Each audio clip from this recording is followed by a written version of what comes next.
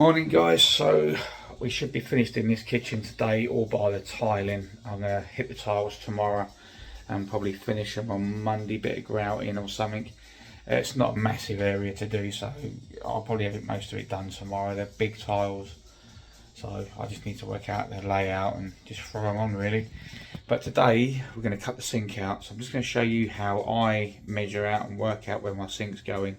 So the first job I do, so I get a level line off the inside of this cupboard. So I level up my level basically. I level my line like that, so I put my level in there like that. And then I put a little pencil mark like that. So that now I know that's the inside mark of my cabinet. And I can't go any further past that way, because if I do I'll be encroaching in the next cabinet. So that's just my reference. So now I will put a set square there, and I'll put a line up the cabinet as that is my, so all I do is I get me level, I'll get me level on my line, and then I'll put my set square to it, and then I'll put a pencil line up. That way I know I do not go any further that way. That is my minimum cut line. I can't go any more that way. So if I do a cut there, I know that the bowl and everything on my sink will be within that cabinet and not encroaching in the next one. Okay, so the next thing I do is I will put the sink on the worktop. There's my pencil line. That's the line I'm going to be working to. So I'll line that up with that, so I can measure from the back edge of that to the back edge of that, and that's my internal cut. And then I can measure from the back edge of this to the back edge of that to give me my dimensions. Now I can, if I need to, shunt that over just a tad, because I've got this space here, but I don't want to, because I need to be able to get a clip or something on that. So I need to be able to get under there and try and get a fixing or some description. So this is where we're going to work. Now I know for a fact I've got a joining bolt here, at least one. The next one should be here, and then there. It's not ideal. I don't like putting sinks like this, but I can't go that way. So it has to go that way, so we just have to make it work with what we've got. So I've already done all my bolt cutouts, already done, so I can measure from here to the back to the beginning of where my bolt's going to be, and then I know where it's going to be there. Okay, so after measuring this distance to the beginning of where our bolt slot is, it's about 55mm. So I can now measure off of there 55mm. So there's my mark, 55mm. So then when I put my sink in,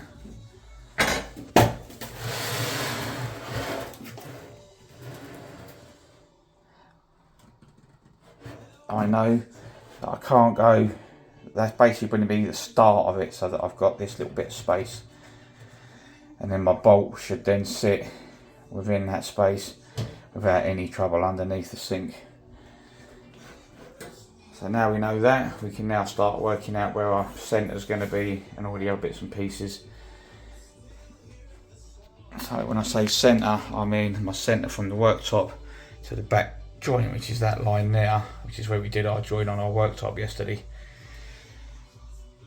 So we aren't going to be sitting in the centre of the worktop, because we've got less there than we have here. So not far off, so we're probably about right there.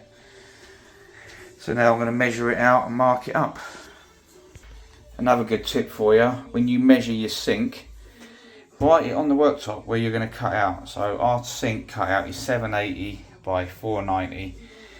So that way we know, I've checked that measurement twice, I've written it down, I can't forget it, it's right in front of my face. So now I know I can just mark out. I'm going to go 10mm in from that line, and then I can mark the rest of it out. So there we go, so it's now all marked out, we know exactly where our cut is.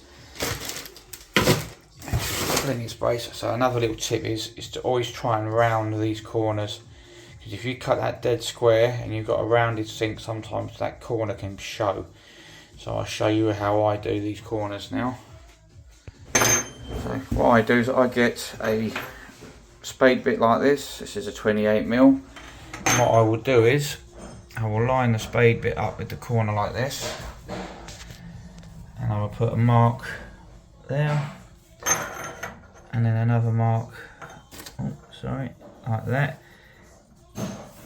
So I know at that point now, should be, if I do that drilling, in that point, it should give me a nice rounded corner. So I do that in all 4 corners. That will then mark out where I can drill my holes. And if you've marked it out right,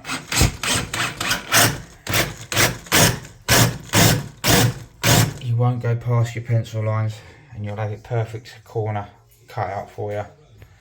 Okay, so as you can see, we've now got 4 holes in our corners, which gives us a nice rounded cut now.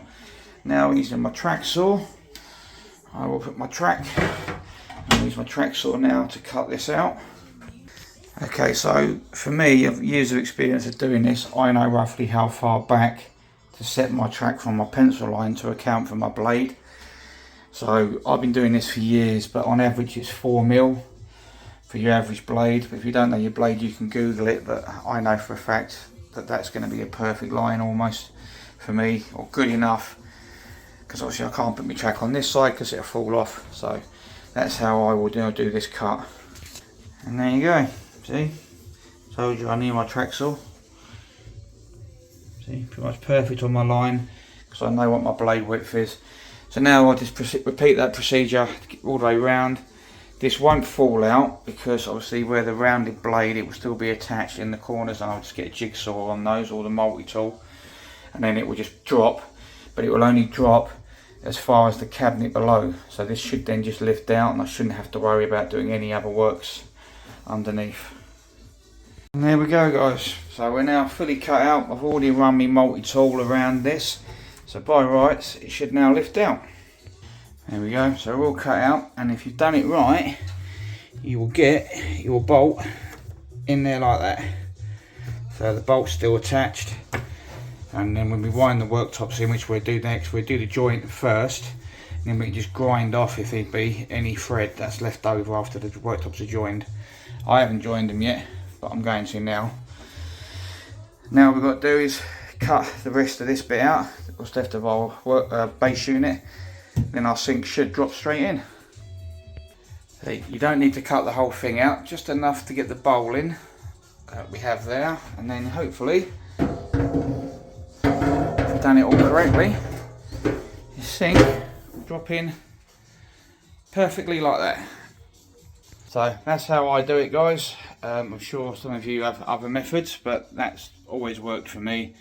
Don't forget guys, like, share, follow, subscribe to the YouTube channel, and I will see you very soon. Cheers guys, bye bye. Okay guys, so we're pretty much finished in the kitchen bar the tiling. I'm going to do the tiling tomorrow because I've got to pick up some tile trim and some other bits and pieces to do that. But it's pretty much finished. All the ovens in, hobs in. So as you can see, we've got the hob, the ovens in, it's all up and running. We've changed that to a double socket down there. We've primed all the walls ready for tiling. Sink's in and working.